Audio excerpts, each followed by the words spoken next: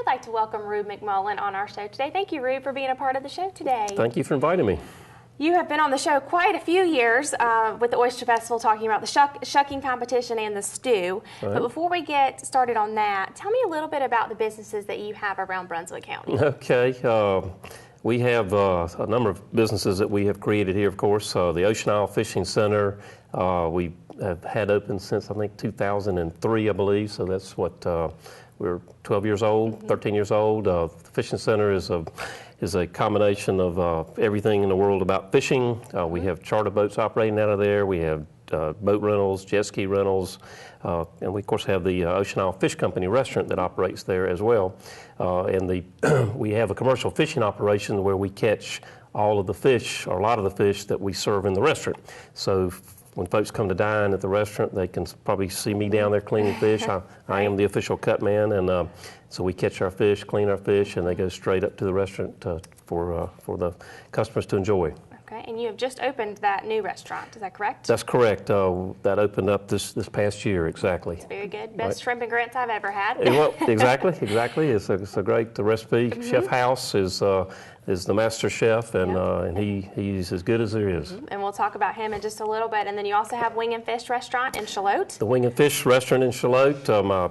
My son, Barrett, and his wife, Stephanie, actually run both restaurants. Okay. And they opened up the Wing and Fish Company. It's been a couple of years now. Same basic formula. We provide all of the fish from the Ocean Isle Fishing Center to the restaurant. Brunswick Catch is a big thing with fresh fish, and there's nobody in the world that is pushing that envelope more than we are with our catching all of our own fish. Okay. And then you have the Swamp Park, which is your new business, which is doing really well. They were on our show actually a couple months ago, so right. I've enjoyed that. Well, thank you very much. The Charlotte River Swamp Park is another huge entertainment venue that we've created.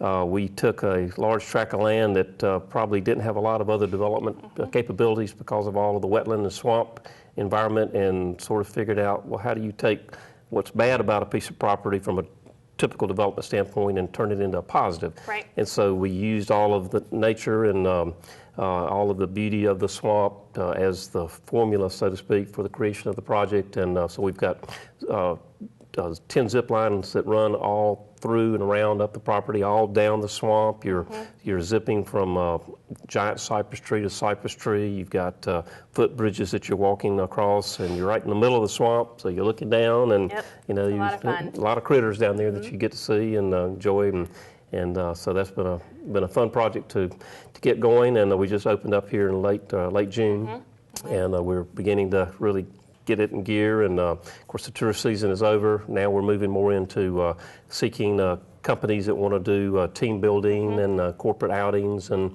things of that sort. So that's sort of the basis of the business during the fall and the off season, and then next year we'll be back to the tourism business again. And then during the Oyster Festival, you will have the big Ocean Isle Fishing Center boat. Second year, the kids can go on the boat and take pictures and all of that. That was a lot of fun last year. So that will be back again, and then you'll have Swamp Park and Fishing Center and your informational booths as well. So exactly. Team OIFC, as you know, is the three-time national champion in the king mackerel fishing world. King mackerel tournament fishing in North Carolina is probably second in popularity, maybe to NASCAR. It's called the NASCAR of the Sea, and so we've been fortunate enough to win this national championship. It's been down in Biloxi, Mississippi 3 times now, and this year actually it's going to be in Morehead City. Right. So it's a huge event, and our team boat will be there, and Captain Brant will be there, and Captain Barrett, and Amy, and Caroline, and Brady, and myself. The whole team will be there. Good. We enjoy you being there every year. And we also enjoy you being there because of your professionalism with the shucking competition. You have done that several years. We couldn't even remember how long you have done it. And you have been an amateur contestant with that competition. Well, tell me a little bit about how you got involved in that and why you do the shucking competition. Well, let's see. To be sure, I am a huge oyster fan, and I'm a huge Oyster Festival fan as well. And so we enjoy the event, and the Charlotte River Swamp Park is the sponsor of the Oyster Shucking Contest, and I have participated for a number of years. I've won it a number of years. I think this past year I believe Wilson Shirley, who is sort of runs the shucking, suggested that perhaps it's time for me to retire from the amateur division, which I got it, I understand. And I'm afraid to line myself up against all the ladies that do the professional thing, because they are unbelievable, and I know I'll end up looking like the amateur that I am, but I may do that. I may try it just for Well, we hope fun. so. Yeah, we hope so. It's a great competition that we enjoy every year. Yep. We also added the oyster eating competition last year. That was a lot of fun. A lot of people that you never would have thought would have been in the competition actually did very, very well. I think Shannon ended up jumping in at the last second. Our chairman of the Oyster Festival, Alan Bryant, ended up doing that competition as well. We also do the oyster stew competition, and y'all have pretty much beat out everybody the last couple years. Chef House does a great oyster stew. We actually took that to the John Boy and Billy show last year, so we had fun. He's never going to give us his recipe, but he's going to do that, you think, this year again? I don't. Possibly. I believe that they will. I think the Ocean Isle Fish Company is going to be the contestant, but I can tell you that the success they've had is certainly, Chef House and his secret recipes, but a whole lot of it is hard work, and I've actually participated in that. They don't use. Maybe I'm not sure I'm going to get in trouble for disclosing this, but they don't use canned oysters. They shuck them themselves. Oh, yes. And so the oysters that are going in, so we shucked oysters up there all night one night in preparation for the challenge. So it's delicious. Yeah, it's the best great. I've ever had. It is very good. Exactly. We appreciate you being a participant in those competitions, and I hope you do it again this year. Tell me a little bit about the history of the oyster. I know you travel all the time, and you are oyster lover. So tell me a little bit about your experience with eating oysters, and what's your favorite, I guess. Sure. Yeah, I mean, it is interesting. If you look at oysters all around the country, there's a definite difference in the oysters. If you go to, let's just say, the Gulf of Mexico, Apalachicola, Florida is famous for its oysters. Texas, that whole Gulf region, and the oysters down there are huge. And I guess that's the Texas thing, everything's supposed to be bigger. But it's a very big oyster. That's the good news. The bad news is it is not salty. Okay, and it all goes to sort of a personal taste of how you like your oysters. So, but just from a characterization standpoint, the Gulf oysters are very big, but they're not salty. If you go up to the west coast of the United States, around state of Washington, they have excellent oysters there. I think they call them malpais or something like that. But at any rate, that oyster is not as big, but it's very thick and is very, very rich. I don't think you could eat a whole lot of them. And they have a pretty decent salt content, but it's just a very, very, very rich sort of food product. If you go to the up around Boston and Maine, up that way, their oysters are actually similar to the Washington State oysters, again, very rich. Then you come to North Carolina, and our oysters are not so big, but they are very salty.